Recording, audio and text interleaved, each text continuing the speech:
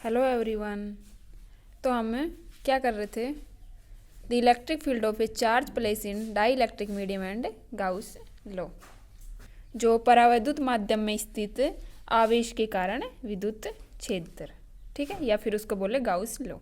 तो कहाँ तक कर लिया था हमने? हमारे पास जो पोलराइजेशन है P इक्वल टू जाई क्यू अपॉन 4 पाई 1 + जाई r² r कैप आ गया था, ठीक है। फिर हम देख रहे थे जो टोटल आवेश है उसके सेंटर पर टोटल चार्ज क्या होगा, Q माने तो टोटल Q में से जो पोलराइजेशन के कारण था उसको घटा देंगे, ठीक है। जो ऋणावेश के कारण आया था, हमने कहा था कि जो ऋणावेश है वो ज़्यादा प्रभावी होता है। ऋणावेश के कारण क्या आया था? 4 पाई r²p, ठीक है, क्योंकि जो सिग्मा था वो p के इक्वल था। जो सरफेस चार्ज डेंसिटी थी वो p के इक्वल थी, ठीक है। इस वजह से इसको ये लिखा। तो total charge Q minus 4 pi r²p होगा। यहाँ से पोलराइजेशन P की वैल्यू इस इक्वेशन से रखते हैं। तो total charge Q equal to Q minus 4 pi r², P की वैल्यू क्या है? जाई Q अपॉन 4 पाई r² 1 + जाई, ठीक है। इसको सोल्व करते हैं। जाई Q बचा, 1 + जाई बचा। तो Q equal to Q plus, यहाँ से एलसीएम लेते हैं। तो एलसीएम लेंगे तो 1 + जाई यहाँ आ जाएगा, 1 + जाई माइनस जाई Q अपॉन पूरे के अपॉन 1 + जाई। इसको खोलेंगे तो Q + Q जाई माइनस जाई Q + जाई कैंसिल। तो total charge Q equal to Q upon 1 + जाई आ गया। और ये रिलेशन किसका होता है? 1 + जाई क्या होता है? Epsilon r। क्लियर? तो हमारे पास Q चार्ज क्या आ गया? Q upon epsilon r। ये एप्सिलॉन r क्या है? पहले भी देखा था अपन ने, डाई इलेक्ट्रिक कांस्टेंट या फिर रिलेटिव परमिटिविटी, ठीक है। ये रिलेशन होता है, रिलेटिव परमिटिव है या फिर इसको बोलते हैं डाई इलेक्ट्रिक कांस्टेंट। तो पहले चार्ज हमारा +Q था, लेकिन जब ये पोलराइज हुआ तो +Q से घटकर ये Q का मान +Q से घटकर Q अपॉन एप्सिलॉन r हो गया, मतलब कम हो गया, वैल्यू कम हो गई अब इसकी, ठीक है। तो हम निकाल क्या रहे थे? इलेक्ट्रिक फील्ड, ठीक है। इलेक्ट्रिक फील्ड निकाल रहे थे डाई इलेक्ट्रिक मीडियम में। तो Q चार्ज आया। अब इलेक्ट्रिक फील्ड देखें तो इलेक्ट्रिक फील्ड क्या होता है? 1/4 pi epsilon note Q upon epsilon r² और r कैप। तो यहाँ से और हम ये भी जानते हैं एप्सिलॉन बराबर एप्सिलॉन नोट और एप्सिलॉन r, ठीक है। ये रिलेटिव परमिटिविटी, ये जो वैक्यूम होता है उसमें परमिटिविटी, और ये मीडियम में परमिटिविटी होती है, ठीक है। तो हम इलेक्ट्रिक फील्ड अगर एक बंद सरफेस में देखें तो क्या होती है? क्लोज लूप में देखें, ये सरफेस क्लोज सरफेस में देखें तो Q अपॉन एप्सिलॉन होती है। ये पीछे यूनिट फर्स्ट में हमने पढ़ चुके। तो Q अपॉन एप्सिलॉन होती है। एप्सिलॉन क्या होती है? एप्सिलॉन r और एप्सिलॉन नोट के बराबर होती है। तो Q अपॉन एप्सिलॉन नोट और एप्सिलॉन r लिख सकते हैं इसको, ठीक है।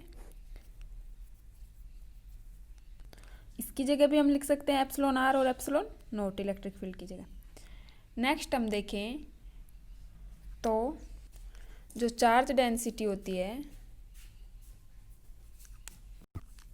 चार्ज डेंसिटी क्या होती है? चार्ज अपॉन वॉल्यूम, ठीक है। चार्ज डेंसिटी सिग्मा फ्री से डिनोट करें तो dq अपॉन dv। तो dq निकालें तो सिग्मा फ्री dv, ठीक है। यहाँ से डी क्यू का इंटीग्रल कर दें, ये सिग्मा है, सिग्मा फ्री डी वी। यहाँ से क्यू करें तो क्या आ गया, sigma free into D V. ठीक है, ये चार्ज इस प्रकार क्यू बराबर sigma free upon D V, sigma free into D V. ठीक है, डिस्प्लेसमेंट क्या होता है, पीछे देखा हमने एप्सिलॉन ई वेक्टर, ये डिस्प्लेसमेंट था।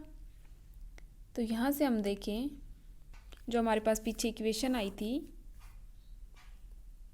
जो बंद सरफेस में हम ई वेक्टर डॉट डी ए इलेक्ट्रिक फ्लक्स देख रहे थे, तो वो क्यू अपॉन एप्सिलॉन होता है, एप्सिलॉन की जगह एप्सिलॉन नॉट एप्सिलॉन आर रखा था। यहाँ ई की जगह डी अपॉन एप्सिलॉन रखते हैं। ठीक है, तो यहाँ रखते हैं, तो बंद सरफेस 1 अपॉन एप्सिलॉन बाहर आ जाएगा क्योंकि ये तो कांस्टेंट है। D vector dot D A vector बराबर क्यू अपॉन एप्सिलॉन। ठीक है, इसकी जगह एप्सिलॉन है। तो नेक्स्ट हम करें एप्सिलॉन से एप्सिलॉन कैंसिल, तो D vector dot D A vector जो क्यू है वो हमारा ये, तो क्यू की जगह sigma free into D V. ठीक है, ये वॉल्यूम इंटीग्रल है, ये सरफेस इंटीग्रल है। तो नेक्स्ट हम इसमें जो गाउस डाइवर्जेंस थ्योरम हमें पढ़ी थी वो क्या थी, पीछे हमने पढ़ी गाउस डाइवर्जेंस थ्योरम, जो A vector dot D A vector जो सरफेस इंटीग्रल को वॉल्यूम इंटीग्रल में चेंज कर रहा था, V del dot A vector D V. ठीक है, सबको याद है, पीछे गाउस डाइवर्जेंस थ्योरम हमने पढ़ी थी, नहीं याद हो तो एक बार देख लेना पीछे जाके।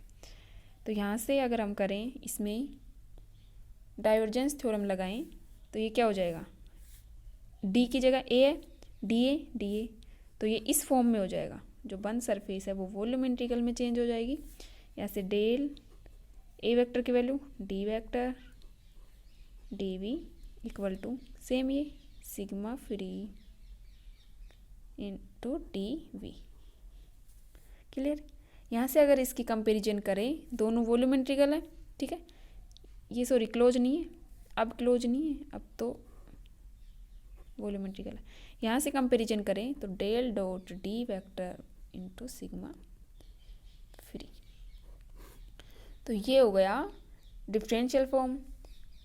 इसी को हम मैक्सवेल की फर्स्ट इक्वेशन बोलते हैं, जो हम पढ़ेंगे मैक्सवेल्स की फर्स्ट इक्वेशन। तुम्हारे सिलेबस में तो नहीं है मैक्सवेल की इक्वेशन, बट आगे पढ़ेंगे हम, सेकेंड ईयर फाइनल में होगी। और यही जो गाउस थ्योरम है उसका अवकल रूप है, तुमने पीछे देखा डेल डॉट